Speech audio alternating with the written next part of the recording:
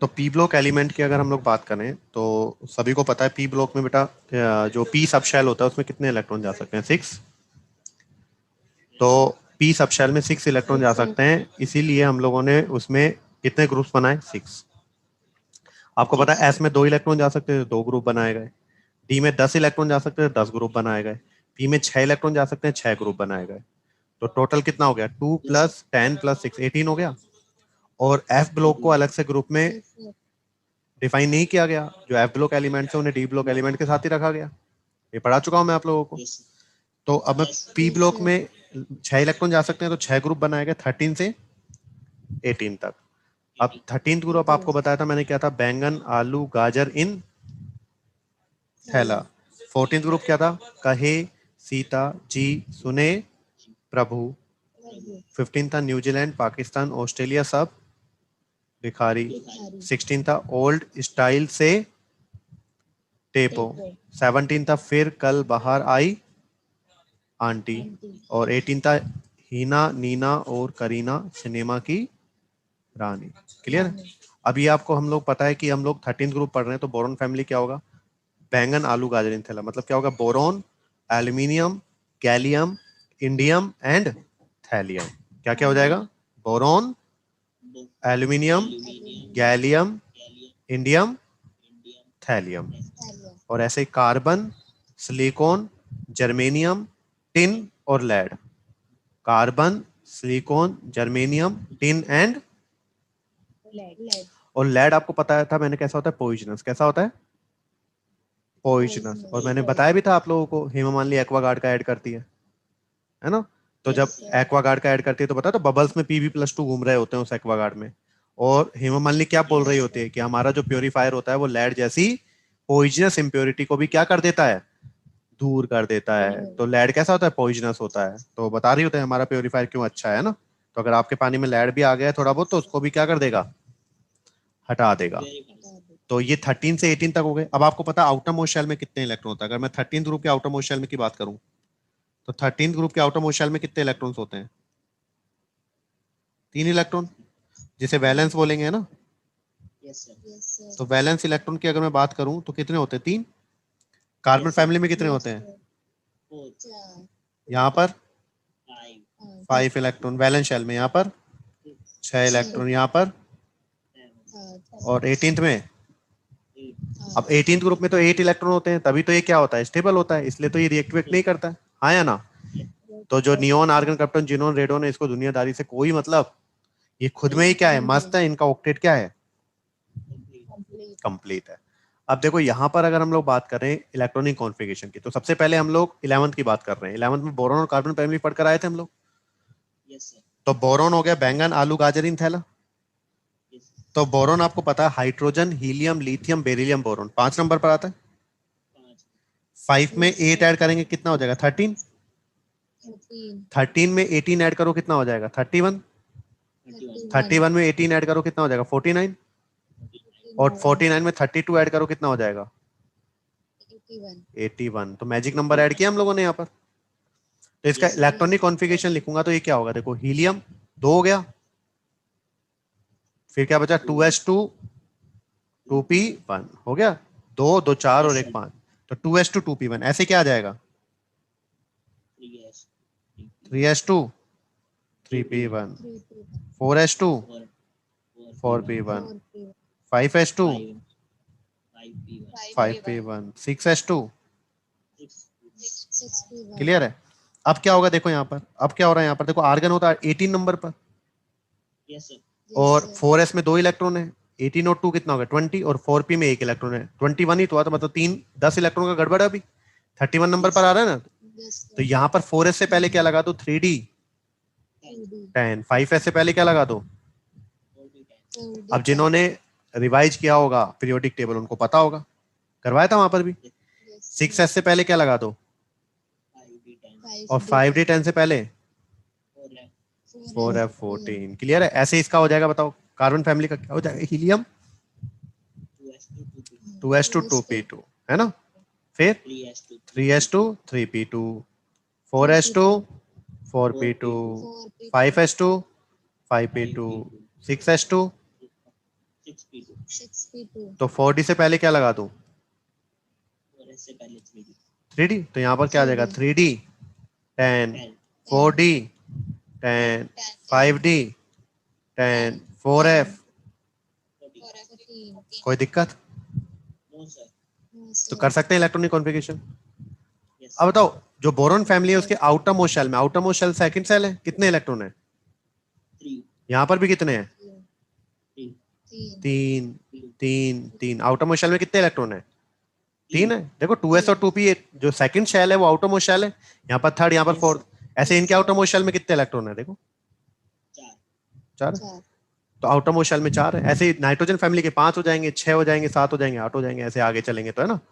और last electron किस में जा रहा है? देखो पी सब शेल में जा रहा है, तो इसलिए कौन से ब्लॉक एलिमेंट बोला? p ब्लॉक अब देखो इसका तो इलेक्ट्रॉनिक कॉन्फ़िगरेशन NH2 NP1 आया ना, इसका कार्बन फैमिली का क्या आ गया? NH2।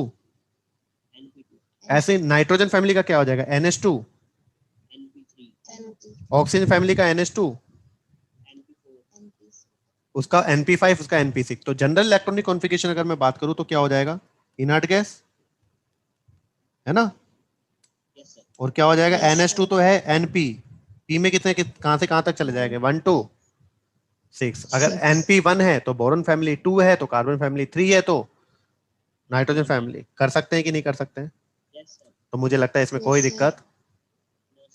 नहीं अब देखो एक टर्म आता है इनर्ट पेयर इफेक्ट। कौन सा आता है? इनर्ट पेयर इनर्ट पेयर तो अगर मैं बात करता हूं किसकी? इनर्ट पेयर इफेक्ट की, तो इसकी डेफिनेशन किसको लिखनी है? हमें आप लोगों को, है ना, बहुत तरीके लिखने के।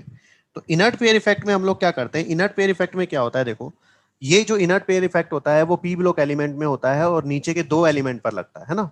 पी ब्लॉक एलिमेंट में जो नीचे के 2 एलिमेंट, जैसे इंडियम थैलियम टिन लेड, है ना, ऐसे जितने भी ग्रुप है उनके नीचे के 2 एलिमेंट पे लगेगा। और इनर्ट पेयर इफेक्ट होता क्या है? देखो, जब मैं ऊपर से नीचे जाऊंगा पी ब्लॉक में, देखो बोरॉन से जब मैं थैलियम तक गया, तो जब मैं ऊपर से नीचे जा रहा हूं तो बताओ एटॉमिक मास क्या हो रहा है? इंक्रीज। यस सर भाई थैलियम का एटॉमिक मास ज्यादा होगा ना। मतलब जब मैं एक ग्रुप में लाइटर एलिमेंट से हैवियर एलिमेंट की तरफ जाता हूं, मतलब ऊपर से, नीचे तो इलेक्ट्रॉन एस और पी में एंटर करने से पहले किस में जाते हैं? F और D में डी और एफ में गए, हाँ या ना। yes, अब मैं अगर मैं थैलियम की बात करूं तो थैलियम कितने नंबर पर आता है? 81 तो इसमें कितने प्रोटॉन होंगे? 81 प्रोटॉन होंगे थैलियम में, हाँ या ना, Tl। तो 81 प्रोटॉन है। इलेक्ट्रॉन एस और पी में जाने से पहले, एस में 2 है और पी में,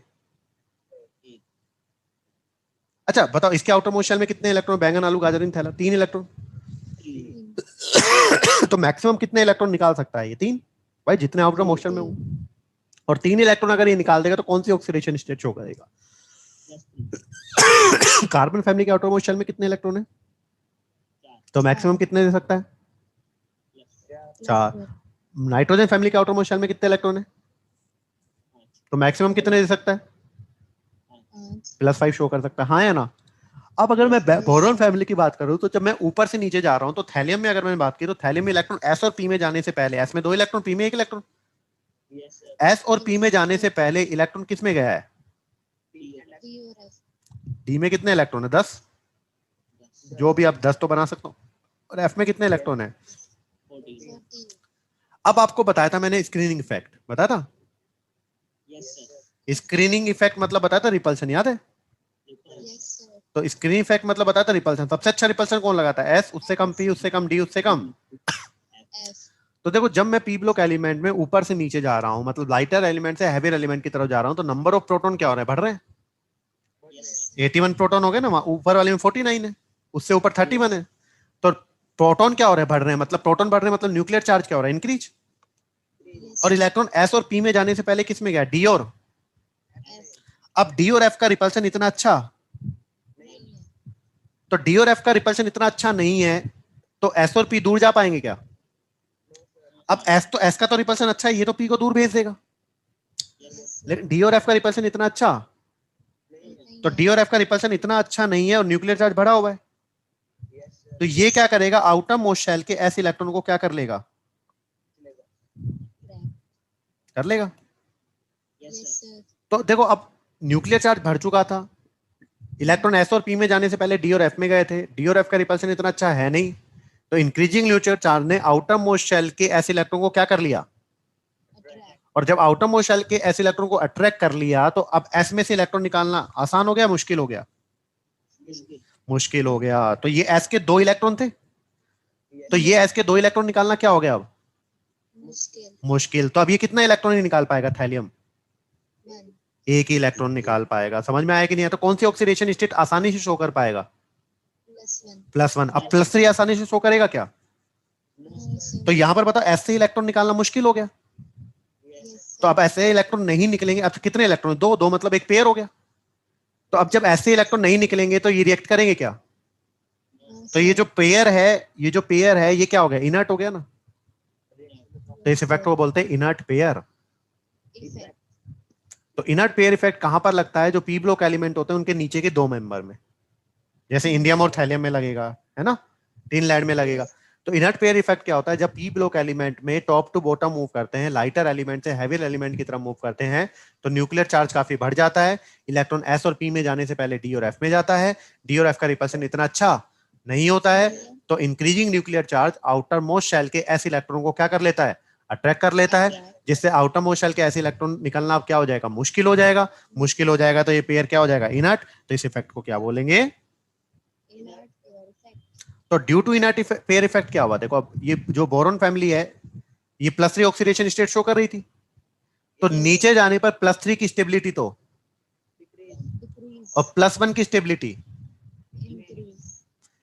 तो अगर मैं पूछूं इंडियम और थैलियम, देखो +1 और +3 दोनों शो करेंगे, लेकिन दोनों आसानी से शो करेंगे कि, तो अगर मैं इंडियम की बात करूं, इंडियम में +1 और +3 में से कौन ज्यादा स्टेबल होगा, +1. +1, क्यों, किसकी वजह से, Inert. हाँ क्योंकि 2 इलेक्ट्रॉन निकालना, और ये दोनों क्या है, due to Inert pair effect. Inert pair. ऐसे ही बताओ, कार्बन फैमिली में तीनों लेड +2 भी शो करेंगे, +4 भी अगर ज्यादा वो दे तो, लेकिन Yes, sir. नीचे वाले 2 एलिमेंट की +2 और +4 में से कौन सी ज्यादा स्टेबल होगी, तो बता, +2. अगर मैं Pb+2 की बात करूं तो Pb+4 और Pb+2 में कौन ज्यादा स्टेबल होगी, क्लियर है, कोई दिक्कत। लेकिन केमिस्ट्री पढ़े एक्सेप्शन, टिन की +2 और +4 में से कौन ज्यादा स्टेबल होती है, +4 ही ज्यादा स्टेबल होती है, क्लियर है। तो इनर्ट पेयर इफेक्ट नीचे के 2 एलिमेंट में लगेगा। तो देखो बोरॉन फैमिली में +3 ऑक्सीडेशन स्टेट की स्टेबिलिटी तो कम होगी, और +1 की,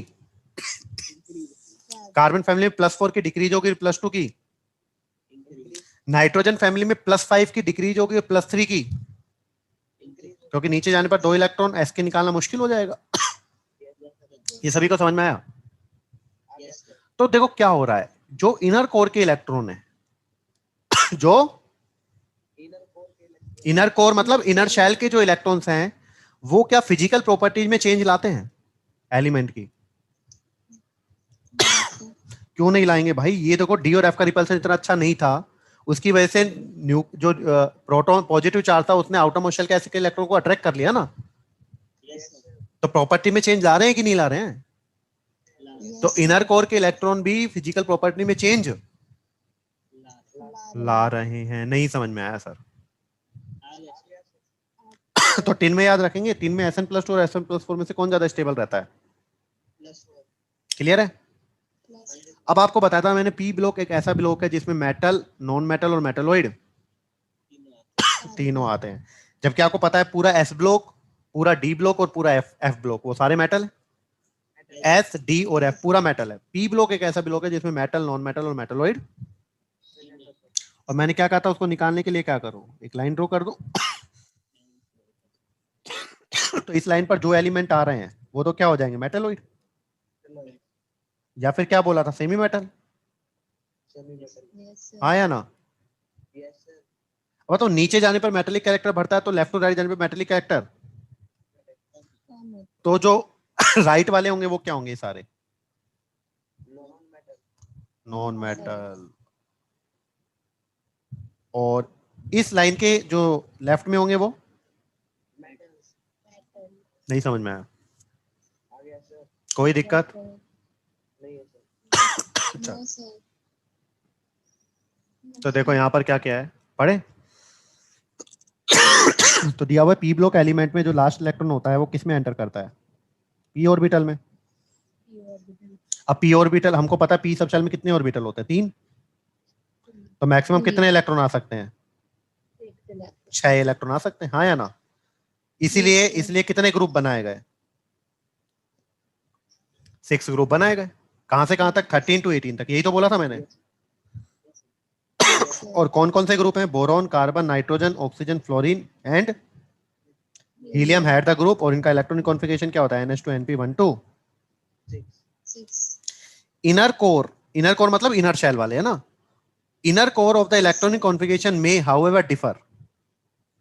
the difference in the inner core of element greatly influence their physical. अभी बताया था जो इनर शेल वाले इलेक्ट्रॉन्स होते हैं वो भी, क्लियर है, Yes, sir. As well as chemical, दोनों प्रॉपर्टी को वो करते हैं ना चेंज।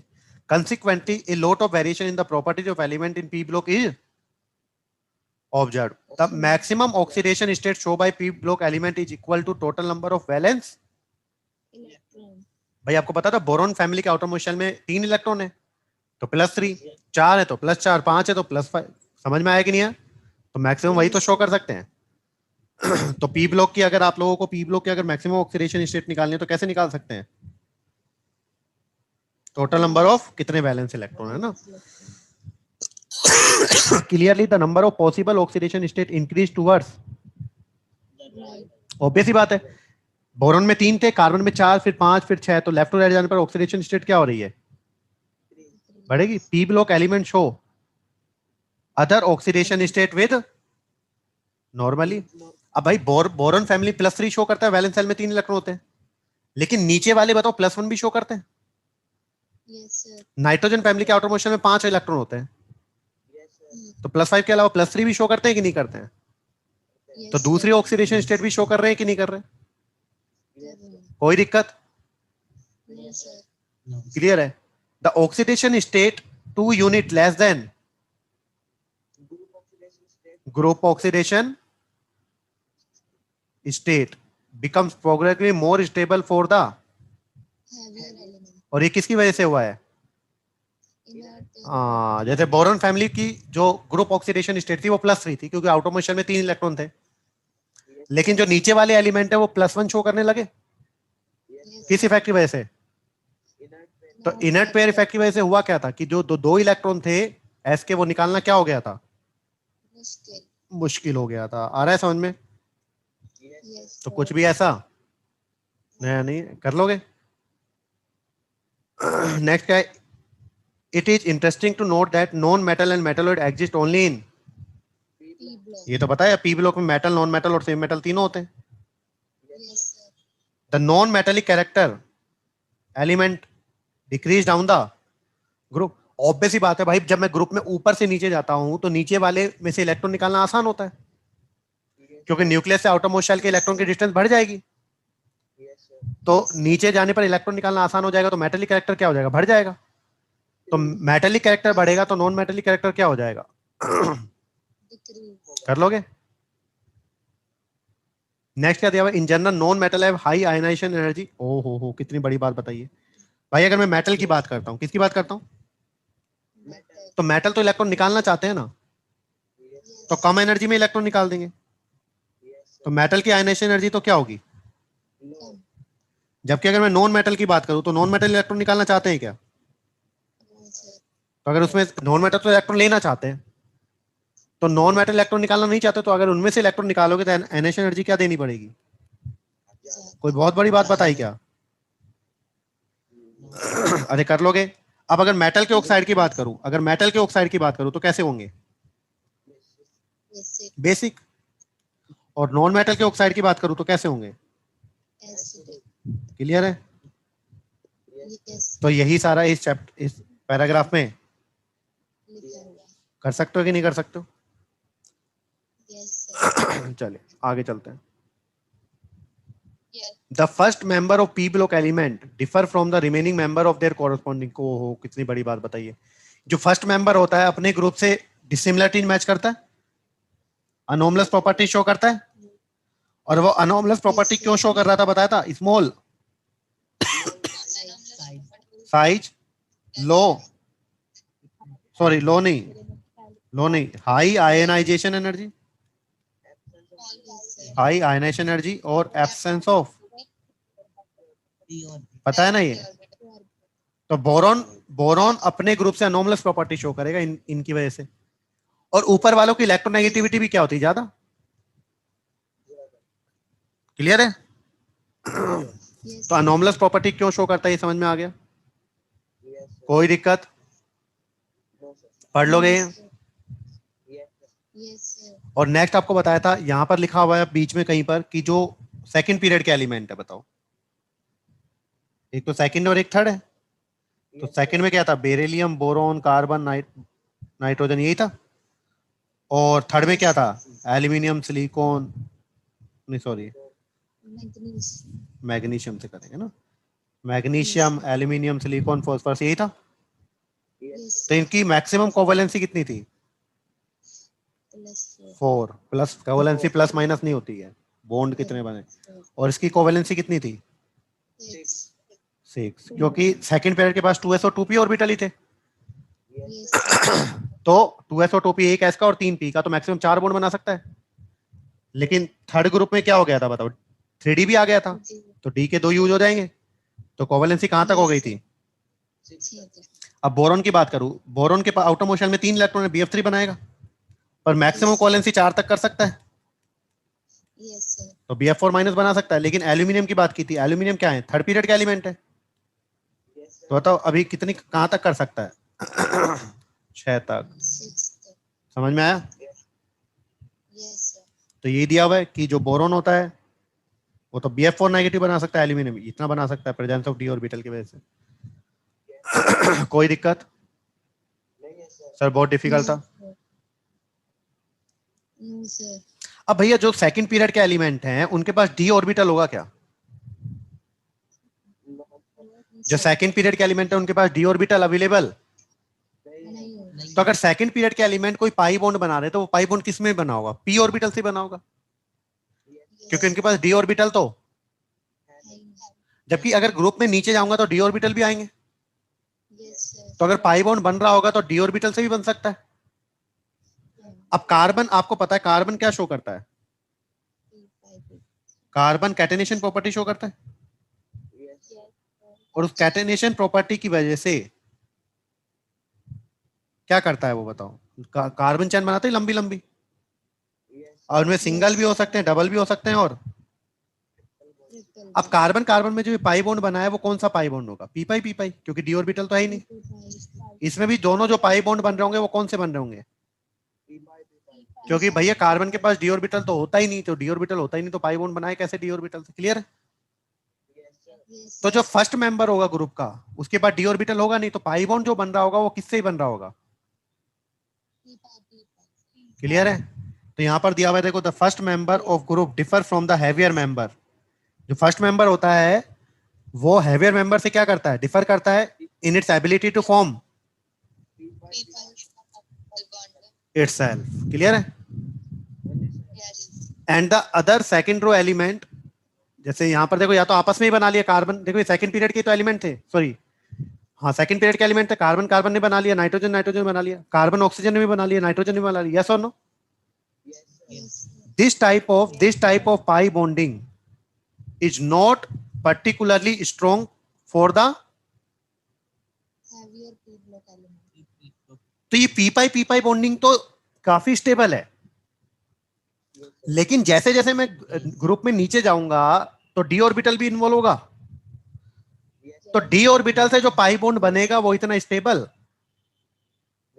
नहीं होगा। तो यहां पर लिखा हुआ है देखो, this type of pi bonding is not particular strong for the heavier P block element. क्यों? क्योंकि the heavier element do not form pi bond but involve D orbital. तो वो जो पाई बॉन्ड बनाएगा, डू फॉर्म पाई बॉन्ड, उसमें कौन से orbital involve करेगा? डी ऑर्बिटल इन्वॉल्व करेगा। तो कौन सी पाई बॉन्डिंग स्टेबल होती है? पी पाई वाली या फिर डी पाई वाली? पी पाई वाली। डी वालों से बन रहा है वो इतना स्टेबल? कर लोगे या नहीं कर लोगे? कोई दिक्कत? अब जैसे नाइट्रेट आयन है, अब नाइट्रेट आयन है, नाइट्रेट आयन में क्या होगा? देखो नाइट्रेट आयन की अगर मैं स्ट्रक्चर बनाऊं तो नाइट्रेट आयन की स्ट्रक्चर ऐसी होती है, एक तो कोऑर्डिनेट बॉन्ड, डबल बॉन्ड हो और O नेगेटिव, यही होता है। तो देखो नाइट्रोजन भी सेकंड पीरियड का एलिमेंट है और ऑक्सीजन भी, तो ये जो पाई बॉन्ड बना होगा उसमें कौन सी बॉन्डिंग होगी? पी पाई पी पाई। लेकिन अगर मैं फॉस्फेट की बात करूं, किसकी बात करूं, तो ये होगा फॉस्फेट होता है क्या? P double bond O, O minus, O minus और O माइनस। तो इसमें जो पाई बॉन्डिंग होती है, फॉस्फोरस का डी ऑर्बिटल यूनिट होता है, ऑक्सीजन का पी और, तो इसमें कौन सी होती है? कर लोगे ये? तो यही सब कुछ इस पैराग्राफ में लिखा हुआ है, कोई प्रॉब्लम?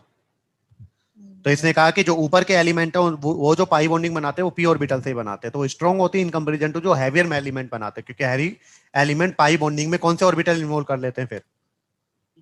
D orbital. सर बहुत डिफिकल्ट है सर, कर लोगे? नेक्स्ट आता है group of 13th element, the boron. तो this group element show a wide variation in property. तो बोरॉन इज ए, अब देखो इन्होंने एनसीईआरटी में लिखा हुआ है बोरॉन एक क्या है, लेकिन आगे चलकर यही बोल देंगे बोरॉन क्या है? मेटल। तो बोरॉन नॉन मेटेलिक कैरेक्टरिस्टिक भी शो करता है, और इसलिए मैंने बोरॉन को कहां पर रख दिया? देखो मेटलोइड में, दिख रहा है? हाँ या ना? तो जनरली देखो, जनरली जो मैक्सिमम प्रॉपर्टीज है वो तो नॉन मेटेलिक ही है, लेकिन कुछ केस में मेटेलिक प्रॉपर्टी भी शो करता है ना। एल्यूमिनियम क्या है? तो नीचे वाले तो फिर सारे मेटल होंगे, है ना? But show many chemical similarities to gallium, तो ये सारे करते हैं ना। अब boron is a fairly rare element. Boron कैसा एलिमेंट है? जो बोरॉन होता है वो मेनली किसकी फॉर्म में मिलता है? Orthoboric acid. ऑर्थोबोरिक एसिड होता है H3BO3। बोरेक्स होता है, बताया था, Na2B4O7 डॉट, पढ़ा चुका हूं ये, बोरेक्स पढ़ा चुका। कर्नाइट में क्या बताया था? कर्नाइट क्या होता है? 4S2। In India borax occur in Puga valley, और ये कहां पर आता है? लद्दाख में, है ना। और सांबर लेक कहां पर? और सांबर लेक आपको पता है कि सोल्टी लेक है ना, इससे नमक बनाया जाता है ना, खारे पानी की झील है ये, है ना। The abundance of boron in earth crust is less than, अब देख रहे हो अर्थ, ये तभी तो कहा है बोरॉन क्या है? काफी रेयर एलिमेंट है। यहाँ कितना मिल रहा है बताओ? अर्थ क्रस्ट में बायोमास कितना बोरॉन मिल रहा है? क्लियर है? अब बोरॉन के दो आइसोटोप होते हैं, एक तो 10 वाला और एक मेजरली कौन सा वाला है? और आपको पता है, ये आपको पता है एल्यूमिनियम इज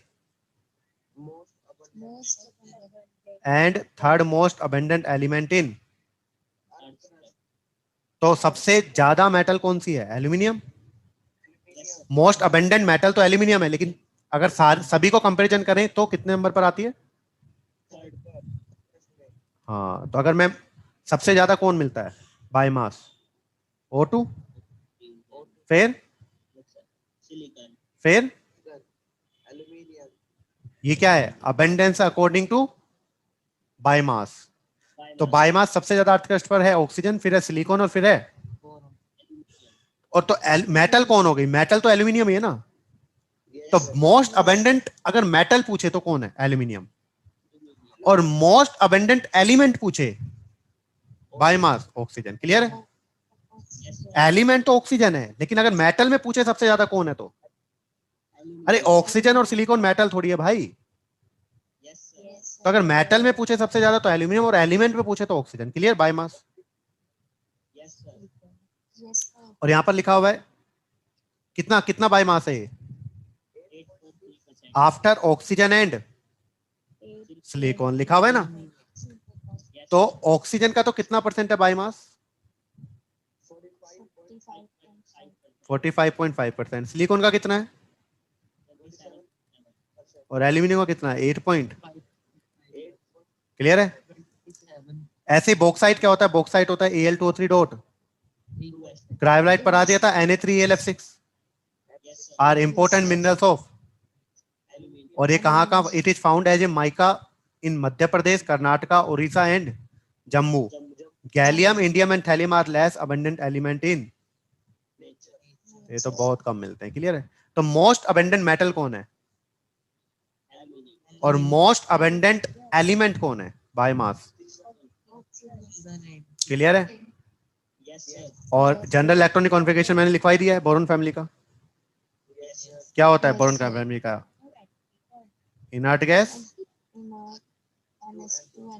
NH2NP1। कर लोगे ये बाकी सारे? Yes, sir. तो अब हम लोग चलते हैं इनकी प्रॉपर्टीज पर। Yes, yes, sir. तो प्रॉपर्टीज हम लोग पढ़ते हैं, ठीक है। Yes, sir. चलिए, तो अब हम लोग बात कर रहे हैं किसकी? Family. तो सबसे पहले हम लोग पढ़ते हैं एटॉमिक रेडियस। Yes, sir. तो इसमें बहुत इंपॉर्टेंट बताया था। वैसे बताओ एटॉमिक रेडियस नीचे जाने पर क्या होती है? इंक्रीज, हाँ या ना? लेकिन इसमें एक एक्सेप्शन बताया था, तो होना क्या चाहता? बैंगन, आलू, गाजर इन, तो नीचे जाने पर क्या होते हैं? इंक्रीज। तो नीचे जाने पर इंक्रीज होती है, लेकिन एक एक्सेप्शन बताया था। बहुत बढ़िया। एल्यूमिनियम और गैलियम में से किसका साइज बड़ा हो गया था? वेरी वेरी इंपॉर्टेंट बताया था। तो साइज का ऑर्डर क्या हो जाएगा? एक तरह से बोरॉन, फिर गैलियम, फिर एल्यूमिनियम, फिर इंडियम और, तो ये बताया था इंपॉर्टेंट है। तो एल्यूमिनियम और गैलियम में से किसका साइज बड़ा होना चाहिए? गैलियम का। लेकिन हो किसका गया है? क्या पढ़ा चुका हूं ये मैं आप लोगों को? पीरियोडिक टेबल में सब कुछ पढ़ाया हुआ है ना। सेकंड आता है आयोनाइजेशन एनर्जी। बताओ क्या होता है नीचे जाने पर? तो नीचे जाने पर होती है आयोनाइजेशन एनर्जी डिक्रीज। लेकिन मैं बता दूं, जैसे आपको पता था डी ब्लॉक जब मैं पढ़ा रहा था, तो मैंने कहा था कि डी ब्लॉक में बहुत सारे सीक्वेंसेज उल्टे सीधे हैं, कोई भी ऑर्डर सही नहीं आ रहा था। ऐसे ही पी ब्लॉक में जो सबसे ज्यादा बेकार जो ग्रुप है वो है बोरॉन फैमिली, जिनमें ऑर्डर का कोई पता नहीं है, बढ़ रहे हैं, कम हो रहे हैं, कहीं पर कुछ भी हो रहा है। तो बोरॉन और कार्बन फैमिली जो होती है उनमें ऑर्डर में काफी ज्यादा उल्टा सीधा होता है। उसमें भी बोरॉन फैमिली तो टॉप पर है, ठीक है। तो आयनाइजेशन एनर्जी नीचे जाने पर क्या होनी चाहिए थी? लेकिन ऐसा कुछ भी। तो अगर आपको ये याद रखना है तो याद रखो बोरॉन फैमिली में अगर आयनाइजेशन एनर्जी का ऑर्डर याद करना है तो W बना दो। क्या बना दो? तो देखो W बना दिया मैंने, बना दिया W। तो इस W में अब लिखते जाओ। ये हो गया बोरॉन, एल्यूमिनियम, गैलियम, इंडियम और, तो जैसे मैंने बनाया W वैसे बनाया। तो अब ऑर्डर क्या हो गया? देखो सबसे ऊपर टॉप पर कौन दिख रहा है? बोरॉन। फिर उसके बाद कौन दिख रहा है? फिर उसके बाद अब ऊपर से नीचे जाऊंगा, सारे इधर उधर सब देखना है। फिर तो याद करने का तरीका पता लगा। तो जब बोरॉन फैमिली में आयोनाइजेशन एनर्जी का ऑर्डर निकालना हो तो क्या बना दो? W देखो थोड़ा झुका हुआ है ना, ताकि याद हो जाए। कोई दिक्कत नहीं है। ये किसका ऑर्डर है भाई? आयोनाइजेशन। तो क्या देखो एटॉमिक रेडियस में एक्सेप्शन आया? Yes sir. आयनाइजेशन एनर्जी में तो भर भर के है। Yes sir. थर्ड देखो इलेक्ट्रो, तो इलेक्ट्रोनेगेटिविटी की बात कर रहे हैं। तो इलेक्ट्रोनेगेटिविटी जनरली क्या होती है? नीचे जाने पर कम होती है, हाँ या ना? तो यहां पर भी होनी चाहिए थी, पर एक्चुअली में हुआ क्या? देखो जब मैं बैंगन, आलू, बोरॉन से गाजर इन, थैला, तो बोरॉन से एल्यूमिनियम तक जाता हूं तो डिक्रीज होती है, लेकिन एल्यूमिनियम से थैलियम से जाने पर क्या होगी? अब बताओ भाई, इलेक्ट्रोनेगेटिविटी तो नीचे जाने पर डिक्रीज होती है, इस फैमिली में क्या हो रही है? तो अगर मैं लिखूं, इसकी वैल्यू लिखूं, बैंगन, आलू, गाजर इन, थैला, तो अगर मैं इलेक्ट्रोनेगेटिविटी की बात करूं तो बोरॉन की सबसे ज्यादा है, नो डाउट, है ना। एल्यूमिनियम की 1.5, फिर 1.6, 1.7, 1 पॉइंट, तो नीचे जाने पर देख रहे हो क्या हो रही है? तो अगर बोरॉन को हटा दूं तो नीचे जाने पर इंक्रीज हुई है। तो इसके बाद कौन आ गई? थैलियम, फिर इंडियम, गैलियम और, तो इलेक्ट्रोनेगेटिविटी बताओ नीचे जाने पर वैसे तो डिक्रीज होती है, पर इस फैमिली में क्या हो रही है? क्लियर है? चौथा आता है डेंसिटी। क्या आता है? डेंसिटी बताया था, मास अपॉन वॉल्यूम। तो नीचे जाए पर मास, ये एकमात्र ऑर्डर ऐसा है जिसमें कोई एक्सेप्शन, नहीं हाँ हाँ चलो जान में जाना है ना। तो डेंसिटी में कोई एक्सेप्शन नहीं है, बैंगन आलू गाजर इन थैला तक नीचे जाने पर। एक और ऑर्डर आता है बॉइलिंग पॉइंट। मैंने बताया था 11th क्लास में melting point boiling point decrease होंगे, और 12th क्लास में तो ये एक ऑर्डर आया है जिसमें कोई एक्सेप्शन। तो बॉइलिंग पॉइंट तो डिक्रीज होता है डाउन द ग्रुप, और मेल्टिंग पॉइंट भी यही होना चाहिए था, लेकिन मेल्टिंग पॉइंट क्या है, एक्सेप्शन है। तो मेल्टिंग पॉइंट कैसे याद रखेंगे, मेल्टिंग पॉइंट कैसे याद रखेंगे, देखो आयनाइजेशन एनर्जी याद की थी W बनाकर, और मेल्टिंग पॉइंट में बना दे V। क्या बना दे, V बन गया। और यहां पर अब एलिमेंट रखना थोड़ा चैलेंजिंग है, आपको याद रखना है बोरोन, फिर एल्यूमिनियम, फिर गैलियम, इंडियम, और तो बताओ ऑर्डर क्या हो गया, सबसे ज्यादा बोरोन का, एल्यूमिनियम, फिर कौन आ रहा है ऊपर से नीचे, चलो जो आता जा रहा है, थैलियम, इंडियम, और ये किसका ऑर्डर है।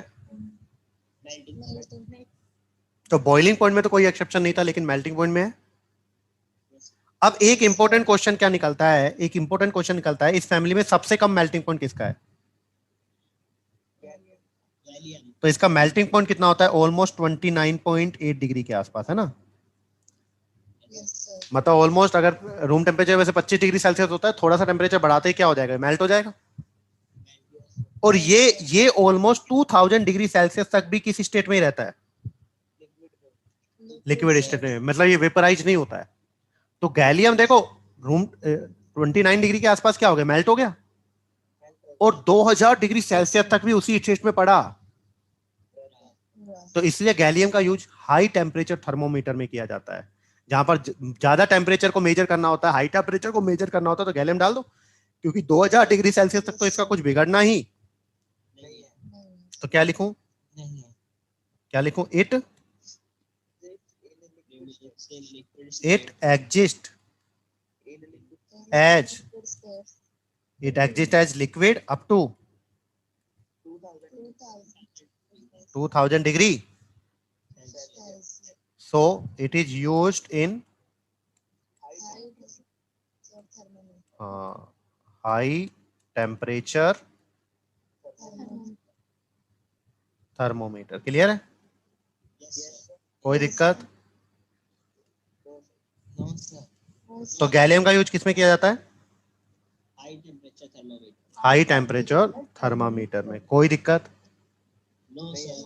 और इस पूरे ग्रुप में सबसे ज्यादा मेटेलिक कौन है, एल्यूमिनियम, है ना। वो चीजें हम लोग देखेंगे, मोस्ट मेटेलिक जो भी होगा। ऑक्सीडेशन स्टेट मैंने बता ही दिया है। तो अगर मैं ऑक्सीडेशन स्टेट की अगर मैं बात करूं, बोलो ऑक्सीडेशन, तो कौन कौन सी शो करेंगे, एक तो +3 शो करेंगे और एक, क्लियर है। और नीचे जाने पर क्या होगा बताओ, हाँ तो यहां लिख दो stability of +3 decrease down the group, stability of +3 decrease down the group and stability of +1 increase down the group, increase down the due to inert pair effect। Clear है, कोई दिक्कत। तो अगर मैं बात करूं बैंगन आलू गाजर इन, तो ये +3 तो सारे शो करेंगे, है ना। लेकिन गैलियम +3 +1 दोनों शो करेगा, ये भी +3 +1, ये भी +3। लेकिन अगर मैं बात करूं इंडियम और थैलियम की, कौन सी ज्यादा स्टेबल होगी, क्लियर है। गैलियम की कौन सी ज्यादा स्टेबल होगी, +3, है ना, वही, क्लियर है। बहुत डिफिकल्ट था सर। अब क्या होता है कि बोरॉन भी कौन सी ऑक्सीडेशन स्टेट शो कर रहा है? अब देखो, जो बोरॉन होता है ना उसका साइज बहुत छोटा होता है, बोरॉन होता है उसका साइज बहुत ही, और साइज बहुत ही ज्यादा छोटा होगा तो इलेक्ट्रॉन निकलना आसान होगा या मुश्किल होगा? मुश्किल। भाई अगर साइज छोटा होगा तो न्यूक्लियस से आटोम शेल के इलेक्ट्रॉन की डिस्टेंस ज्यादा नहीं होगी, Yes, sir. तो इलेक्ट्रॉन निकालना क्या हो जाएगा, काफी। Okay. तो बोरॉन से 3 इलेक्ट्रॉन निकालना बहुत ही ज्यादा, मुश्किल है। तो बोरॉन +3 ऑक्सीडेशन स्टेट शो करेगा क्या? तो इसीलिए ये 3 इलेक्ट्रॉन नहीं निकालता, ऐसा नहीं कि ये 3 इलेक्ट्रॉन निकालेगा दूसरे वाला 3 इलेक्ट्रॉन ले लेगा, इसलिए ये जनरली कोवेलेंट कंपाउंड बनाता है, शेयरिंग से बनाता है बॉन्ड। कैसे बनाता है? जैसे BCl3 बनाया तो इसने इलेक्ट्रॉन की शेयरिंग से बनाया, इलेक्ट्रॉन डोनेट करके नहीं बनाया कि 3 इलेक्ट्रॉन दे दिए सामने वाले ने 3 ले लिए, नहीं, इलेक्ट्रॉनों की शेयरिंग से। अभी भी +3 आ रहा है लेकिन इलेक्ट्रॉन की किससे बनाया बॉन्ड? तो अगर पूछा जाए कि बोरॉन से क्या मैं 3 इलेक्ट्रॉन निकाल सकता हूं क्या, तो आप क्या कहोगे? बोरॉन से 3 इलेक्ट्रॉन नहीं निकाल सकते, तो क्या लिख दूं यहां पर? तो यहां पर हम लोग क्या लिख दें? Due to small size of, due to small size of boron, sum of first 3, जो स्टार्टिंग की 3 आयनाइजेशन एनर्जी है, आई फर्स्ट, सेकंड और थर्ड, Third. तो sum of first 3 ionisation energy is very, High. और इसकी वजह से क्या होगा? हाँ, this prevent To form boron to form +3 +3 ion. Clear है? या लिख दो boron to form B+3 ion, है ना, to form B+3 ion, and it force it and it force to form covalent compound. compound। Clear है? Sir बहुत दिक्कत थी, कर सकते हो तो वापस से देखो, सारी चीजें वापस से देखो एक और बार। क्या हुआ है बताओ? एटॉमिक रेडियस में क्या नीचे जाने पे बढ़ रही थी, लेकिन एल्यूमिनियम गैल्यूमिनियम किसका साइज बड़ा हो गया था? आयनाइजेशन एनर्जी में क्या बना दो? इलेक्ट्रोनेगेटिविटी बोरॉन को हटा दो, बाकी नीचे जाने पर डेंसिटी इंक्रीज हो रही है, बॉइलिंग पॉइंट डिक्रीज हो रहा है, मेल्टिंग पॉइंट में क्या बना दो? सबसे कम मेल्टिंग पॉइंट किसका है? और गैलियम कब तक लिक्विड स्टेट में है? तो इसका यूज किस में किया जाता है? बहुत बढ़िया। और मैं अगर मैं स्टेबिलिटी की बात करूं तो नीचे जाने पर +3 की तो कम होती है और +1 की। क्लियर है? चलिए, तो अब सही बच्चे ये जल्दी से पढ़ेंगे और मुझे बताते जाएंगे। यहाँ तक हो गया था? तो एटॉमिक रेडियस तो पढ़ने की जरूरत है नहीं, लेकिन यहाँ पर दिया भी हुआ है, देखो गैलियम और एल्यूमिनियम का रेडियस दिया हुआ है। गैलियम का कितना है? 135, एल्यूमिनियम का 140। तो एल्यूमिनियम का ज्यादा आ रहा है कि नहीं आ रहा है? आयनेशन एनर्जी पढ़ लोगे ऐसी, इलेक्ट्रोनेगेटिविटी हो जाएगी, हो जाएगा। चलिए नेक्स्ट पढ़ें आप सही बच्चे, फिजिकल। तो एक बार सही बच्चे फिजिकल प्रॉपर्टीज और ये ऑक्सीडेशन स्टेट में ट्रेंड पढ़े जल्दी से। सही बच्चे रीड करें एक बार।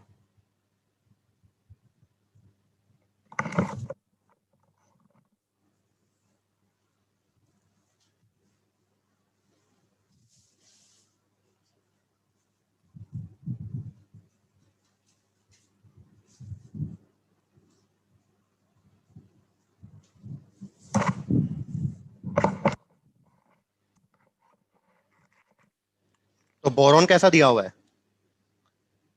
Non metallic. Non-metal. It is extremely hard and black colour solid. तो नॉन मेटल तो होता ही है, और ब्लैक कलर का होता है सॉलिड, और हार्ड होता है। इट एग्जिस्ट इन मैनी,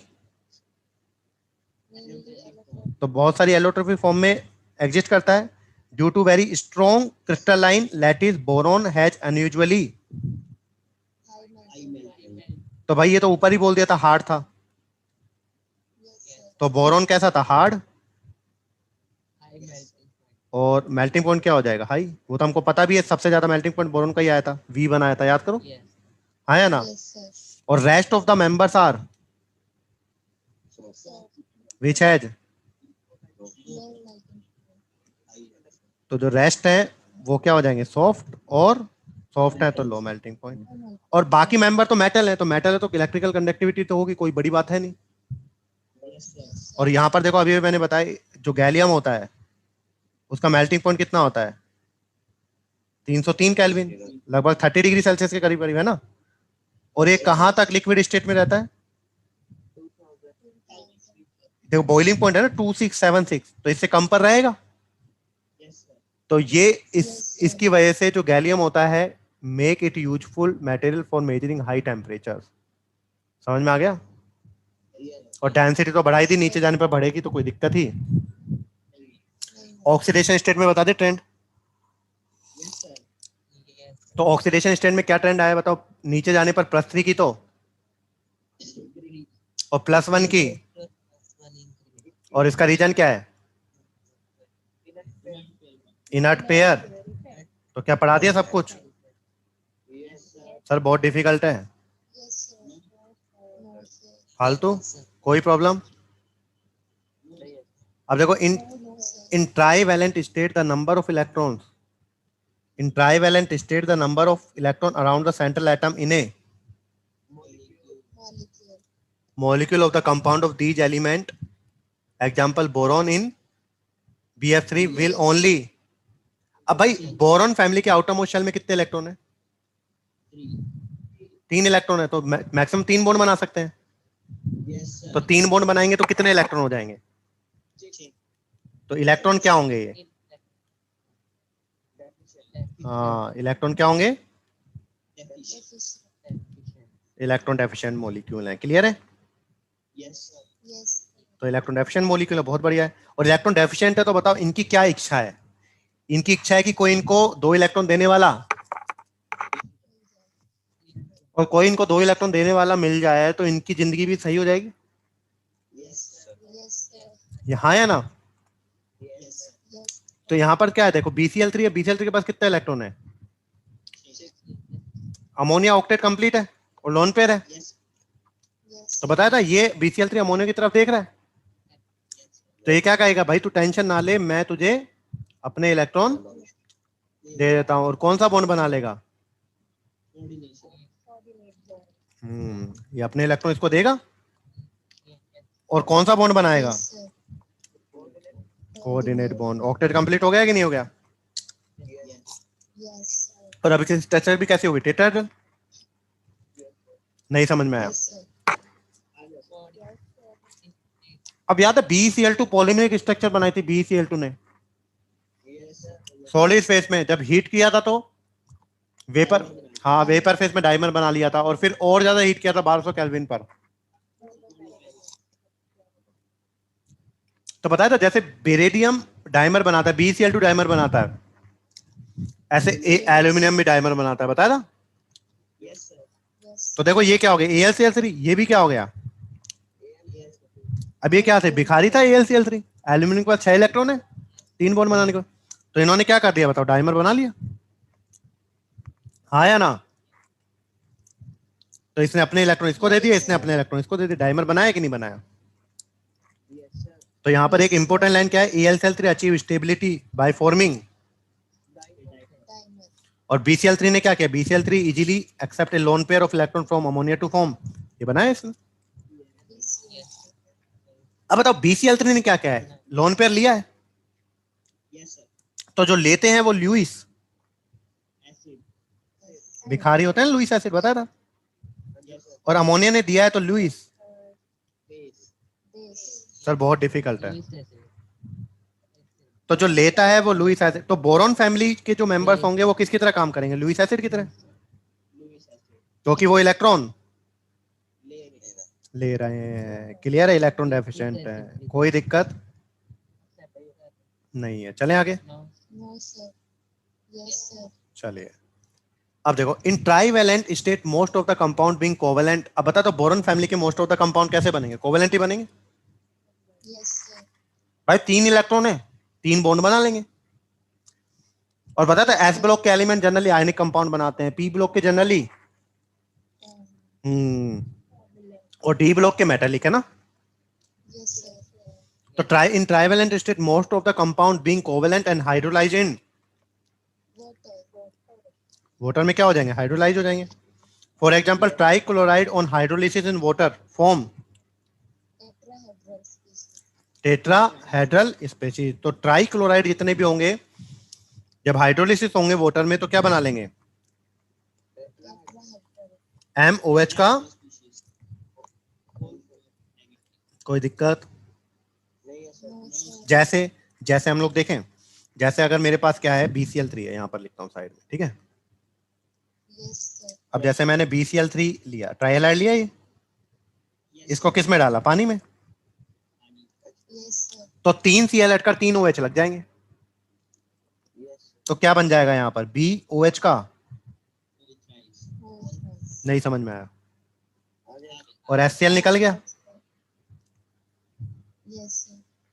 अरे BCl3 को पानी में डाला तो BOH का ऑल्ट्राइज बन गया ना, HCl निकल गया। अब बताओ बोरॉन कौन से पीरियड का एलिमेंट है, सेकंड पीरियड का एलिमेंट। तो सेकंड पीरियड के एलिमेंट मैक्सिमम कितने बॉन्ड बना सकते हैं, मैक्सिमम 4 बॉन्ड बना सकते हैं एस और पी से। भाई बोरॉन 3 बना है लेकिन मैक्सिमम कितने बना सकते हैं। तो अब ये जो BOH का ऑल्ट्राइज बना है ये पानी से और OH माइनस ले सकता है। यस सर, एक और ले सकता है yes sir. और एक और लेकर क्या बना देगा, BOH का होल 4। Negative. तो यही तो बना है, No, sir. हाँ या ना। Yes, sir. सर नहीं समझ में आया। आगे, sir. तो बोरॉन फैमिली के BBr3 हुआ BI3 यही बनाएंगे। Yes, sir. लेकिन अगर एल्यूमिनियम हुआ AlCl3 हुआ, क्या हुआ, AlCl3. इसको किसमें डाला, पानी में. तो यहां पर एल्यूमिनियम हाइड्रोक्साइड तो बना ही सकता है, कोई दिक्कत नहीं है ना। अब एल्यूमिनियम थर्ड पीरियड का एलिमेंट है Yes, sir. और थर्ड पीरियड का एलिमेंट है तो मैक्सिमम कोवेलेंसी कितनी तक कर सकता है, 3. कितने वाटर मॉलिक्यूल को ले सकता है। 3. तो ये बन जाएगा AlH2O का Whole 6. होल 6 और Cl। 3. अब 3 Cl निकलेंगे तो कौन सा चार्ज आ जाएगा, देखो +3। Plus 3. Yes, sir. और ये 6 क्यों ले पाए, क्योंकि इसमें 3D ऑर्बिटल भी इन्वॉल्व हो गए। Yes, sir. नहीं समझ में आया। आगे, sir. अब एक इंपॉर्टेंट क्वेश्चन यहां से क्या निकलता है, सुनना सही बच्चे, पूछा जा चुका है कि जो AlCl3 होता है, AlCl3 में जो Al और Cl के बीच में बॉन्ड होते हैं वो कोवेलेंट होते हैं। Yes, sir.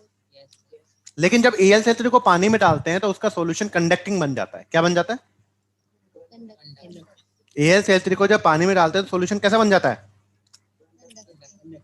तो उसका रीजन क्या है, उसका रीजन क्या है, जब AlCl3 को पानी में डालूंगा तो क्या बनेगा, AlH2 का होल 6, एक तो +3 और 3 Cl माइनस आयन। तो आयन बन गए कि नहीं बन गए, और आयन बन गए तो इसका मतलब क्या है। Conducting. सर नहीं समझ में आ रहा है, सर क्या पढ़ा रहे हो, आगे, sir. कोई दिक्कत नहीं है सर। No, sir. हो जाएगा यहाँ तक। Yes, sir. चल क्या हुआ, किसी बच्चे ने कुछ बोला है, नहीं, तो ये कर लोगे, तो ये प्रॉब्लम्स भी पढ़ना, कोई दिक्कत हो बताना। अब आता है रिएक्टिविटी टूवर्ड्स। Air.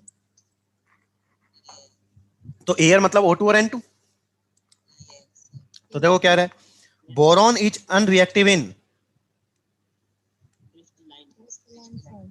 तो बोरॉन होता है वो क्रिस्टलाइन फॉर्म में एयर से रिएक्ट। नहीं करती. क्यों, उसका रीजन अभी ऊपर पढ़ कर आए, देखो बोरॉन क्रिस्टलाइन फॉर्म में कैसा था, हार्ड था। Boron it is extremely hard and black color solid, it is magnetic allotropic form due to very strong crystalline lattice. Boron has unusually, Hymer. पढ़ा था ना अभी। तो बोरॉन अनरिएक्टिव होता है, क्रिस्टलाइन फॉर्म में तो रिएक्ट, नहीं करेगा. लेकिन अमोर्फस फॉर्म में रिएक्ट कर जाएगा. कर जाएगा ना। आगे देखो एल्यूमिनियम फॉर्म ए वेरी तीन ऑक्साइड ले। Tin oxide पर on the surface which protect the metal from further। attack. तो हो क्या रहा है कि जो बोरॉन का क्रिस्टलाइन फॉर्म है वो रिएक्टिव नहीं है, और एल्यूमिनियम के ऊपर कौन सी लेयर आ गई है? ऑक्साइड ऑक्साइड लेयर आ गई है, जिसकी वजह से वो प्रोटेक्ट हो गया, तो फर्दर ऑक्सीजन से रिएक्ट। नहीं करता है। तो बोरॉन और एल्यूमिनियम का कौन सा फॉर्म लेना पड़ेगा? अमोर्फस। कौन सा? अमोर्फस। और उनको हीट करोगे, उनको हीट करोगे तो फिर वो क्या करेंगे? रिएक्ट करेंगे, अदरवाइज रिएक्ट नहीं करेंगे। तो हम लोग सबसे पहले पढ़ रहे हैं यहाँ पर प्रॉपर्टीज पढ़े, तो हम लोग पढ़ रहे हैं प्रॉपर्टीज, है ना? तो अब हम लोग पढ़ रहे हैं केमिकल प्रॉपर्टीज। क्या पढ़ रहे हैं? Chemical properties. तो केमिकल प्रॉपर्टीज में सबसे पहले आपने क्या पढ़ा? Reaction with reaction air. Air. तो एयर के साथ अगर मैं बात करूं किसकी, एयर क्या हो गया? O2। Yes sir. तो बात कर रहा हूं किसकी? बैंगन, बोरॉन, आलू, गाजर, गाजर, इन थैला, थैला, यही है। तो बोरॉन और इसका कौन सा फॉर्म रिएक्ट कर रहा है? अमोर्फस, हाँ, इसका भी अमोर्फस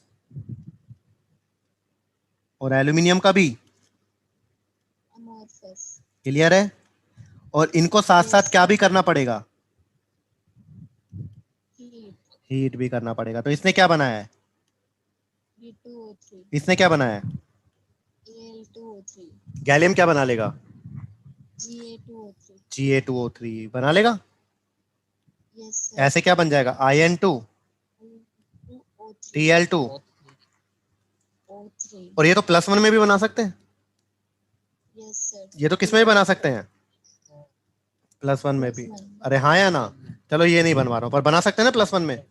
अब देखो, आपको पता है कि ऊपर से नीचे जाऊंगा तो मेटेलिक कैरेक्टर बढ़ेगा, यस सर। और मेटेलिक कैरेक्टर बढ़ेगा तो मेटल के ऑक्साइड किस नेचर के होते हैं? बेसिक। बेसिक नेचर के। तो ये जो नीचे वाले जो ऑक्साइड है ना दो, यस ये सर। किस नेचर के हैं? Basic oxide. एल्यूमिनियम का पता है, एल्यूमिनियम और गैलियम का कैसा होता है? एम्फोटेरिक। एम्फोटेरिक है, इसका मतलब एसिड बेस दोनों से रिएक्ट कर जाएंगे। और बोरॉन का कैसा होता है? एसिडिक। एसिडिक। तो बोरॉन का क्रिस्टलाइन फॉर्म रिएक्ट किया था क्या? No sir. तो बोरॉन का क्रिस्टलाइन फॉर्म रिएक्ट नहीं करता है, और एल्यूमिनियम भी रिएक्ट नहीं कर रहा था क्योंकि ऑक्साइड लेयर बन गई थी, है ना? आ गया समझ में? Yes sir. कोई दिक्कत? No sir. और अगर नाइट्रोजन से बात करूं, किससे बात करूं? नाइट्रोजन। तो अगर मैं किसकी बात करूं? नाइट्रोजन की। तो थोड़ा सा ऊपर लिख देता हूं। तो अगर मैं नाइट्रोजन से बात करता हूं तो बोरॉन हो गया, फिर क्या हो गया? एल्यूमिनियम। एल्यूमिनियम हो गया, और फिर क्या हो गया? गैलियम, इंडियम और हेलियम। हेलियम। तो बोरॉन पे आता है +3 और नाइट्रोजन पे आता है -3। क्या बना जाएगा? Boron nitride. Bn। ऐसे यहां पर क्या बन जाएगा? Aluminium nitride. और ये रिएक्ट नहीं करते। अब जैसे नाइट्रोजन से किया है वैसे अमोनिया से करता है, ठीक है? अब बोरॉन, एल्यूमिनियम और ऐसे ही क्या किया? गैलियम, इंडियम और हेलियम। तो बताओ बोरॉन क्या बना लेगा? बोरॉन नाइट्राइड, और हाइड्रोजन गैस निकल जाएगी। बस वहां पर नहीं निकली थी, यहाँ पर एल्यूमिनियम नाइट्राइड बन जाएगा, और कौन सी गैस निकल जाएगी? और ये रिएक्ट नहीं करेंगे। तो बताओ क्रिस्टलाइन बोरॉन एयर से रिएक्ट करता है क्या? No sir. नहीं करता है। एल्यूमिनियम रिएक्शन कर रहा था क्या? नहीं, क्योंकि ऑक्साइड लेयर बन गई थी। तो इनके अमोर्फस फॉर्म को हम लोग हीट देकर किया है। क्लियर है? और B2O3 एसिडिक है, एल्यूमिनियम गैलियम का ऑक्साइड एम्फोटेरिक, और बाकी दोनों बेसिक। नाइट्रोजन से पता ही लग गया। Yes sir. क्लियर? चले? सर हाँ बोलो। सर B+3 आयन तो बनता नहीं, फिर हमने इसमें ऐसे क्यों लिखा? अरे नहीं बनता, बट यहाँ पर हम लोग टेम्परेचर देकर रिएक्शन करवा रहे हैं नाइट्रोजन के साथ। क्लियर है? हाँ, बोरॉन नाइट्राइड एग्जिस्ट कर जाएगा, कोई दिक्कत नहीं है फिर। चलो, और बताओ नीचे जाने पर बेसिक कैरेक्टर क्या बढ़ रहा है? ऑक्साइड का बढ़ रहा है। Yes sir. तो यहाँ पर ये दिया हुआ है बोरॉन ट्राई ऑक्साइड तो किस नेचर का है? एसिडिक। एसिडिक। और एसिडिक नेचर का है तो मेटल से रिएक्ट करके, किससे? मेटल के ऑक्साइड से रिएक्ट करके क्या बना लेता है? Metal borate. इसका ऑक्साइड एसिडिक था तो मेटल के ऑक्साइड के साथ रिएक्ट करके क्या कर देता है? मेटल। एल्यूमिनियम गैलियम किस नेचर का है? एम्फोटेरिक। और नीचे वाले दोनों कोई दिक्कत? No, नो सर, सर बहुत ज्यादा डिफिकल्ट था? no. नो नहीं सर, था। सेकंड है reaction with acid and student alkali, alkali. तो यहाँ पर क्या है, boron does not react with acid and alkali, even at. Moderate temperature, तो बोरॉन जो है वो एसिड और एल्कली से रिएक्ट नहीं करता। मॉडरेट टेम्परेचर पर भी नहीं कर रहा है। क्लियर है? यस सर, एल्यूमिनियम क्या है, एल्यूमिनियम के बारे में क्या कह रहा है, ये इंपॉर्टेंट है, ये इंपॉर्टेंट है, अच्छे से पढ़ना, ठीक है। एल्यूमिनियम क्या है, dissolve in mineral acid dissolve and aqueous. Alkali, तो एसिड से भी रिएक्ट कर रहा है, बेस से भी रिएक्ट कर रहा है, मतलब कौन सा नेचर शो कर रहा है, एम्फोटेरिक, एम्फोटेरिक नेचर शो कर रहा है। क्लियर है? लेकिन very very very very very important, जो कंसंट्रेटेड नाइट्रिक एसिड होता है render the aluminium passive by forming protective oxide layer layer. जो एल्यूमिनियम होता है वो HNO3 के साथ रिएक्ट नहीं करता। नहीं करता है। क्यों? ऑक्साइड की लेयर हाँ तो बताया था। और एल्यूमिनियम किससे डायगोनल रिलेशनशिप शो कर रहा था, बेरिलियम से। तो बेरिलियम और एल्यूमिनियम दोनों ही HNO3 कंसंट्रेटेड HNO3 के साथ रिएक्ट नहीं करते हैं, क्योंकि पैसिव लेयर बना लेते हैं ऑक्साइड की। क्लियर? सर बहुत ज्यादा डिफिकल्ट है। तो बोरॉन तो एसिड और एल्कल के साथ रिएक्ट नहीं कर रहा है। तो यहाँ लिखते लिखते चले, तो यहाँ लिखते हुए चलते हैं। देखो कहाँ गया। तो नेक्स्ट क्या लिख रहा हूँ, reaction with acid and alkali, reaction with acid and. Alkali, बाकी बच्चे सो रहे हैं, जाग रहे हैं? जाग रहे हो? चलिए, हाँ तो जागते रहना है ना। चलिए, तो एसिड एंड एल्कली के साथ अगर मैं बात करता हूं, तो एसिड एंड एल्कली के साथ क्या होगा, देखें। तो एसिड और एल्कली के साथ अगर हम लोग देखते हैं यहाँ पर, तो क्या हो रहा है एसिड और एल्कली के साथ। देखो यहाँ पर लिख दो, बैंगन आलू गाजर इन थैला। तो सबसे पहले मैं एसिड के बाद साथ बात कर रहा हूँ, है ना। वो बैंगन आलू गाजर इन थैला, थैला है ना। तो नॉट रिएक्ट विद लिख दो, not react with acid and alkali. Alkali के साथ आ जाएगा, वैसे हाई टेम्परेचर पर थोड़ा देंगे। ये जो रिएक्ट करेगा वो केवल ऑक्सीडाइजिंग एसिड के साथ करेगा। React with only oxidising acid, oxidising acid. तो ऑक्सीडाइज वैसे एसिड और एल्कली के साथ रिएक्ट नहीं करेगा, लेकिन ऑक्सीडाइजिंग एसिड के साथ। जो एल्यूमिनियम है वो रिएक्ट कर रहा था, तो ये क्या कर रहा है, react with acid and alkali. पढ़ा है ना अभी। लेकिन यहां पर क्या है, note react with, note react with concentrated. ये एल्यूमिनियम गैलियम दोनों करते हैं, ठीक है। और इंडियम और thallium react with any acid, react with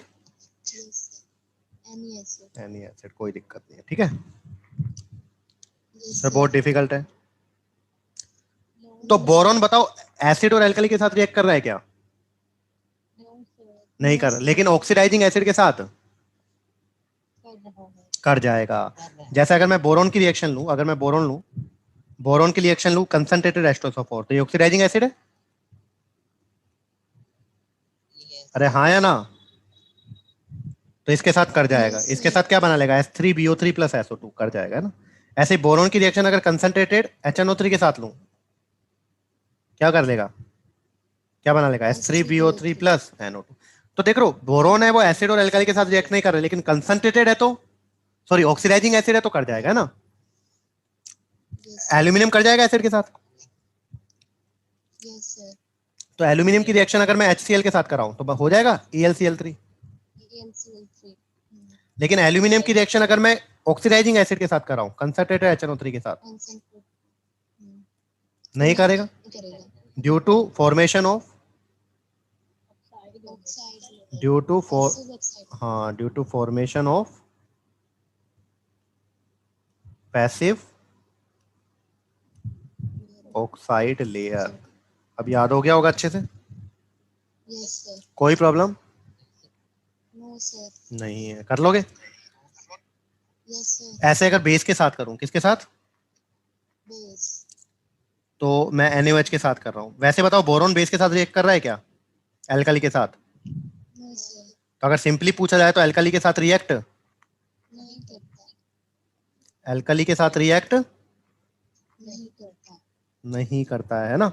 लेकिन फिर भी यहाँ पर अगर बोरोन और NaOH की रिएक्शन कराओगे, हीट दोगे, तो यहाँ पर क्या बन जाएगा, Na3PO3 और H2 निकल जाएगा। एल्यूमिनियम के साथ पढ़ा ही चुका हूँ, यस सर कल पढ़ाया था, लेकिन पानी डालना पड़ेगा। हाँ सोडियम मेटा एल्यूमिनेट बताया था, NaAlO2। यस सर गैलियम के साथ भी कर जाएगा, एम्फोटेरिक है ना, हाँ जी क्या बन जाएगा, Na। GaO2 क्लियर है, यस सर कोई प्रॉब्लम। नो तो सर आपको तो अभी याद करना है, एल्यूमिनियम के साथ तो आपको पता ही है H2O के साथ सोडियम मेटा एल्यूमिनेट बनाता यस सर है ना। तो जो एल्यूमिनियम है वो कंसंट्रेटेड HNO3 के साथ रिएक्ट करता है क्या? नो सर नहीं करता है, पढ़े। यस सर तो यहाँ तक बोरॉन तो एसिड और एल्कली के साथ रिएक्ट नहीं किया है मॉडरेट टेम्परेचर पर भी, लेकिन ऑक्सीडाइजिंग एसिड के साथ कर जाएगा बोरॉन। यस यस सर, यहाँ पर दिया नहीं है पर पढ़ाया था ना अभी, ऑक्सीडाइजिंग एसिड के साथ कर जाएगा। एल्यूमिनियम कैसा होता है, एम्फोटेरिक नेचर का।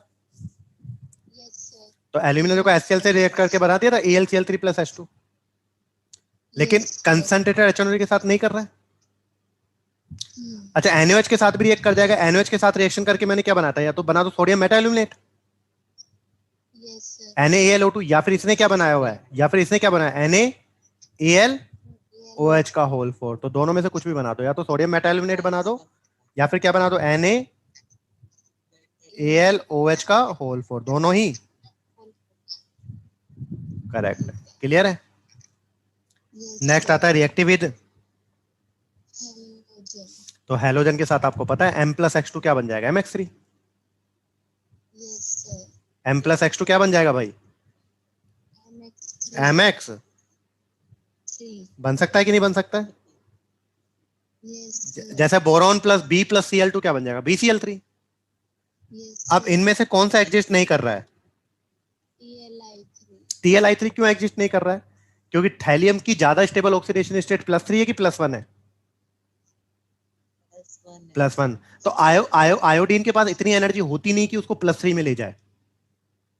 यस सर क्लियर है।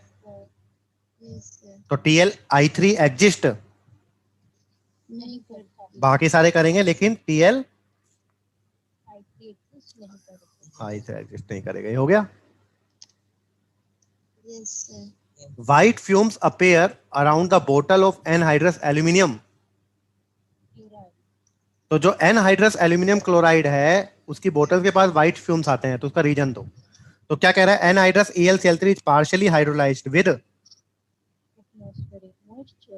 Moisture to liberate. क्लियर है।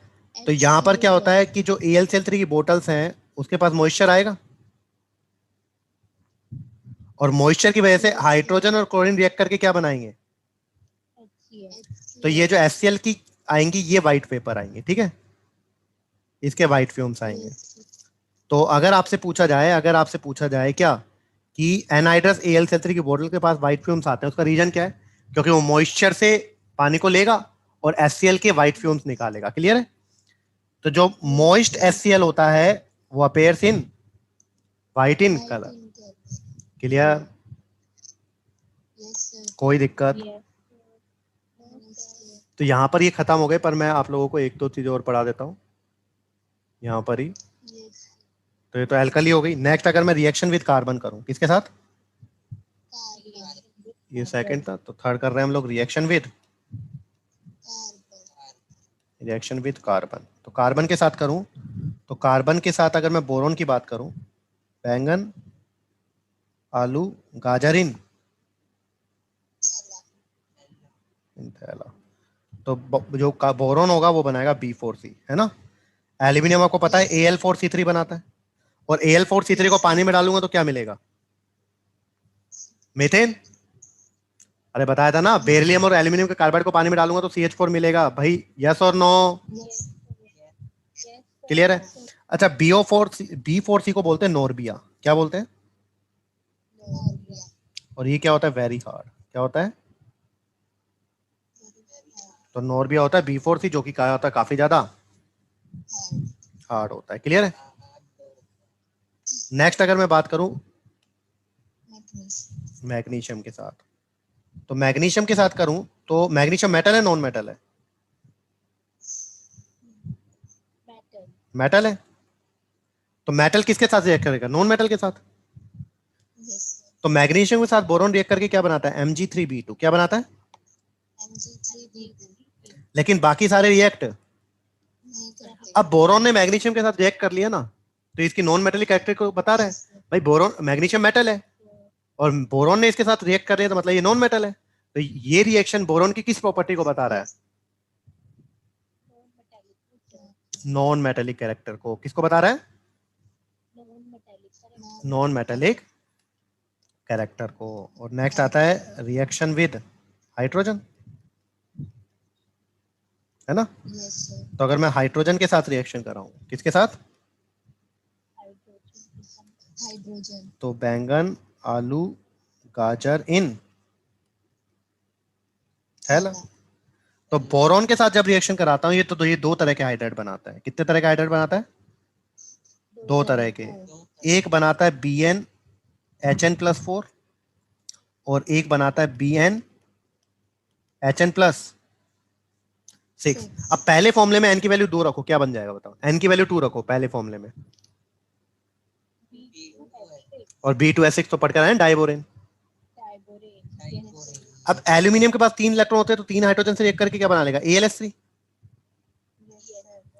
अरे 3 होते हैं, लेकिन 3 इलेक्ट्रॉन थे, 3 बॉन्ड बनाए, तो टोटल कितने इलेक्ट्रॉन होंगे? 6। 6 से स्टेबल होगा क्या? तो ये क्या बना लेगा? पॉलीमर बना लेगा। AlS3 जुड़ते जाएंगे स्टेबिलिटी के लिए, इसे क्या बोलेंगे? एलेन। क्या बोलेंगे? ऐसे गैलियम क्या बना लेगा? GaS3। इसका होल एंड पॉलीमर, इसे क्या बोलते हैं? गैलेन। समझ में आया? ये क्या बना लेगा? आयन।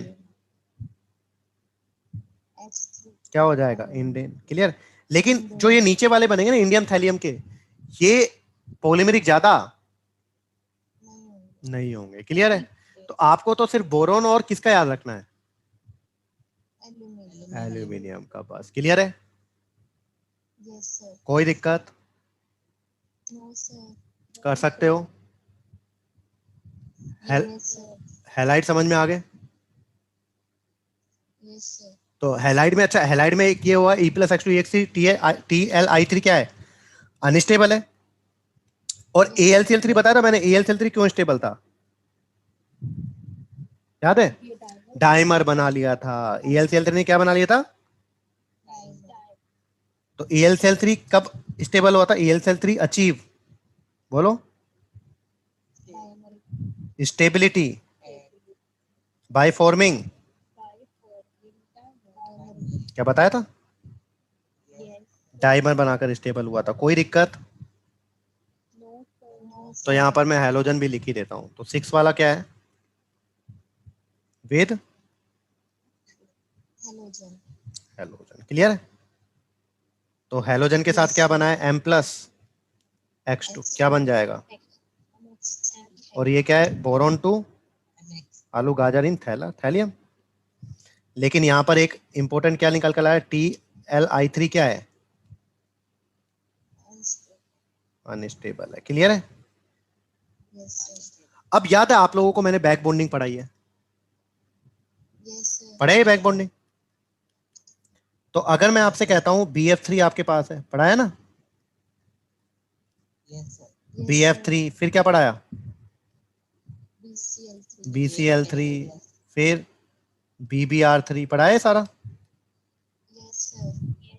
और फिर पढ़ाया था Bi3, है ना। तो यहां पर मैंने आपको क्या कहा था बताओ? मैंने कहा था यहाँ पर इलेक्ट्रॉन्स हैं, यस 2p ऑर्बिटल भरा हुआ है ये, लेकिन ये बोरोन का 2p क्या है, खाली खाली है। ये कैसा है, वैकेंट, बताया था। यस सर वैकेंट और ये कैसा है, फील्ड। वेल अब बताओ BF3 क्या है, वैसे तो भिखारी है यस भाई। बोरोन के आउटर शेल में 3 इलेक्ट्रॉन, तीनों बॉन्ड बना लिए, 6 इलेक्ट्रॉन हुए, भिखारी है ना। और जो Yes, भिखारी sir. होते हैं वो क्या होते हैं, Lewis acid. Yes, Louis, sir. और जितना ज्यादा भिखारी मतलब उतना अच्छा लुईस एसिड। यस सर अब देखो सारे के सारे लुईस एसिड हैं, लेकिन सबसे ज्यादा भिखारी लग कौन रहा था।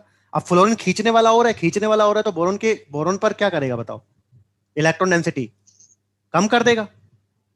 तो सबसे अच्छा लुईस एसिड कौन लग रहा है, BF लेकिन लेकिन लुईस एसिड सबसे अच्छा था कौन,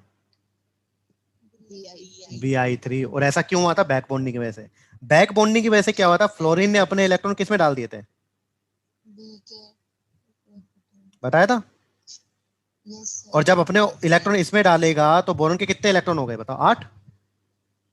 यस सर स्टेबल हो गया कि नहीं हो गया। यस लेकिन यहाँ पर बैक बॉन्डिंग हो पाएगी क्या, अच्छे से नहीं हो पाएगी, क्योंकि ये तो 2p ऑर्बिटल है, और आयोडीन के किस ऑर्बिटल में इलेक्ट्रॉन पड़े हुए हैं, 5p में। तो यहाँ पर बैक बॉन्डिंग अच्छी। नहीं हो तो अगर मैं बैक बॉन्डिंग का ऑर्डर पूछूं, किसका ऑर्डर पूछूं, बैक बॉन्ड तो बैक बॉन्डिंग सबसे अच्छी किस में हुई है, BF फिर CCl3 BBr3 और। BI तो BF3 में बैक बॉन्डिंग अच्छी हुई है, तो बोरोन का तो खत्म हो गया ना, जो इलेक्ट्रॉन डेफिशिएंसी थी। इलेक्ट्रॉन डेफिशिएंसी किस में बरकरार है, BI3 Bi3 में। तो लुईस एसिड अच्छा कौन हो गया, जो भिखारी है।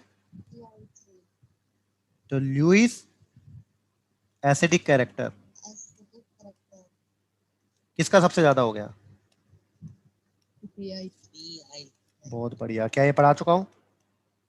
यस और बताओ इस बैक बॉन्डिंग की वजह से कौन से कैरेक्टर आ गए इसमें, डबल बॉन्ड। यहाँ पर आ गए, यहाँ पर भी हो सकता था, यहाँ इससे भी और इस वाले फ्लोरीन से भी। क्या पढ़ा चुका हूं मैं यहाँ पर, यस कोई दिक्कत। नो सर बहुत डिफिकल्ट है। नो सर अभी अभी मैंने बताया था, जब BX3 को पानी में डालूंगा, जस्ट अभी बताया था, BF पानी में डाला था, यस सर तो X हटकर OH लग गया था, तो BOH का होल थ्राइज बन गया था, प्लस क्या निकल जाएगा, HX। और यहाँ पर X कौन कौन हो सकता है, क्लोरीन भी हो सकता है, ब्रोमीन भी हो सकता है, और आयोडीन भी लेकिन फ्लोरीन नहीं हो सकता है ना। यस सर जो BF3 होता है उसका हाइड्रोलिसिस, अब देखो BCl3 BBr3 Bi3 का तो हाइड्रोलिसिस हो गया इसका मतलब, यस सर लेकिन BF3 का हाइड्रोलिसिस, नहीं BF3 का हाइड्रोलिसिस नहीं होगा, लिख लोगे, यस सर नहीं, क्लियर। जबकि BCl3 BBr3 और Bi3 का हो गया क्लियर। अगर BF3 को पानी में डालेंगे भी तो क्या बनेगा, देखो BF3 प्लस H2। तो BF3 क्या है, भिखारी है कि नहीं है, यस तो भिखारी है तो ये पानी से OH माइनस ले लेगा, लुईस एसिड है ना, तो इलेक्ट्रॉन चाहिए, तो पानी से किसको ले लेगा, OH माइनस तो H प्लस तो ऐसे कैसे पड़ा है, और BF3 पानी से किसको ले लेगा, OH माइनस और अभी और पानी पड़ा हुआ है, तो H प्लस और H2 क्या बना लेंगे, 3 प्लस तो ये इस फॉर्म में एग्जिस्ट कर जाएगा। समझ में आया। यस सर तो BCl3 BBr3 या Bi3 को पानी में डालने पर क्या बनता है, BOH अच्छा BOH का होल्थराइज को क्या बोलते हैं, H3BO3 या फिर इसे क्या बोल सकते हैं, बोरिक। एसिड तो ये बोरिक एसिड बनाने का प्रिपरेशन मेथड हो गया, यस सर नहीं समझ में आया। बोरॉन की मैक्सिमम कोवेलेंसी कितनी होगी, 4, 4 जबकि नीचे वालों की 6 6 तक हो सकती है, कोई दिक्कत। नो बहुत तो पढ़े। यस सर तो देखो important trend of anomalous properties of boron. तो अभी अभी मैंने बताया था कि जब बोरॉन के एलिमेंट का हाइड्रोलिसिस करते हैं तो क्या बनता है, MOH का होल 4 माइनस, जबकि एल्यूमिनियम वाले का करा था तो बता ना, Al2 का होल 6 प्लस 3 बना था। जो ट्राई हैलाइड होते हैं वो क्या था, इलेक्ट्रॉन डेफिशिएंट, Yes. तो किसकी तरह बिहेव करते हैं? Lewis acid. तो बताओ, इसके पास 6 इलेक्ट्रॉन थे, अमोनिया से इलेक्ट्रॉन ले लेगा और कौन सा बॉन्ड बना ले? कोऑर्डिनेट बॉन्ड बताया था। बोरॉन की मैक्सिमम कोवेलेंसी कितनी होती है? O. लेकिन एल्यूमिनियम की कितनी हो जाएगी? 6. एक्स बियॉन्ड 4 मतलब 6 हो जाएगी। एल्यूमिनियम किस फॉर्म में स्टेबल होता है? Dimer. डाइमर बना। कोई दिक्कत? No, sir. अब देखो यहां पर लिखा हो boron is unable to form, BF6. तो 6 बॉन्ड बना सकता है क्या ये बोरॉन? और क्यों नहीं बना सकता? क्योंकि किसके पास D orbital. D orbital available. कोई दिक्कत? No, sir. नेक्स्ट आता है some important compound of Boron. Boron. तो बोरॉन के अभी ऊपर कंपाउंड पढ़कर आए हैं, Yes, sir. तो यहां पर लिख लेते हैं वापस से। तो क्या लिखे? Compound of boron family. Yes, sir. तो कौन कौन से कंपाउंड पढ़कर आए हैं वो लिखते हैं हम लोग यहाँ पर, है ना। Yes. देखें, तो एक पढ़ा था हम लोगों ने बोरेक्स, Yes, sir. एक पढ़ा था करनाइट, Analyze. एक boric acid, Yes, Yes, sir. sir. एक पढ़ा था क्रायोलाइट, Yes, sir. पढ़ा था। एक होता है बोराजोल, Borazol. बोराजोल, है ना। क्या क्या होता है बताओ? बोरेक्स क्या था? Na2B4O7 dot 10H2। अगर 4H2O कर दूं तो करनाइट, बताया था। बोरिक एसिड क्या हो जाएगा? H3, या फिर इसे लिख सकता हूँ BOH का। क्रायोलाइट क्या हो जाता है? Na3। बोराजोल या बोराजीन, है ना, ये क्या होता है? B3N3। कर लोगे? एक होता है कोलिमिनाइट, कोलिमिनाइट क्या होता है? Ca2B6O11 dot 5। कोलिमिनाइट क्या होता है? Ca2B6O11 dot. क्लियर है? एक आप लोगों ने पढ़ा होगा कार्बोरेंडम। Yes, sir. तो कार्बोरेंडम क्या होता है? जो कार्बन होता है, सिलिकॉन कार्बाइड, है ना। और एक होता है कोरंडम। कोरंडम क्या होता है? Al2O3। तो हालांकि मेरे को कोरंडम ही बताना था। अच्छा, एक बॉक्साइट भी पढ़ा आपने। बॉक्साइट क्या पढ़ा था? Al2O3 dot 2H2। कोई दिक्कत? No, sir. No, sir. तो ये बोरॉन फैमिली के क्या है? कंपाउंड हो जाएगा। तो कोलिमिनाइट क्या है? कोलिमिनाइट बताओ। Ca2B6O11 dot 5H2। हेलो बाकी बच्चे, भाई आ रहा है समझ में? Yes, Yes, sir. sir. तो किसी बच्चे को कोई भी दिक्कत हो तो बोल देना, कोई दिक्कत नहीं है। तो No, sir. अब हम लोग करेंगे एक्सट्रैक्शन